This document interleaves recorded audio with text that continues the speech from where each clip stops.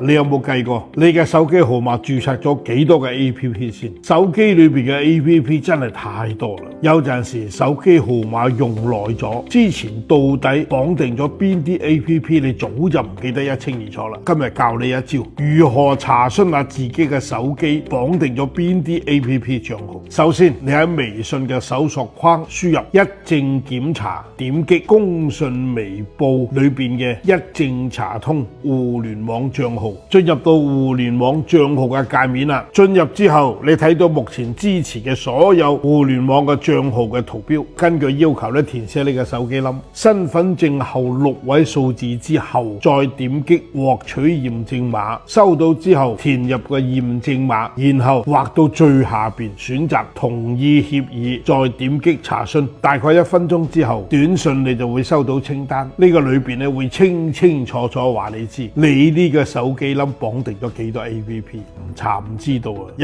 查嚇你一跳啊！哇，原來我嘅冧註冊咗咁多 APP 㗎，有啲真係好耐都未喐過啦。而家各個網站都已經提供咗帳號註銷功能，如果有唔需要嘅，我建議你註銷處理嗰個。你仲可以查詢下自己嘅身份證，一共註冊咗幾多張電話卡喎？你記得將嗰啲僵屍綁定嗰啲從來冇喐嗰啲get out。如果發現個人嘅信息泄露，又或者異常，嗱聲聯繫商戶嘅平台去處理，以免造成更大嘅損失。你唔好睇小佢啊，一定要重視啊嚇！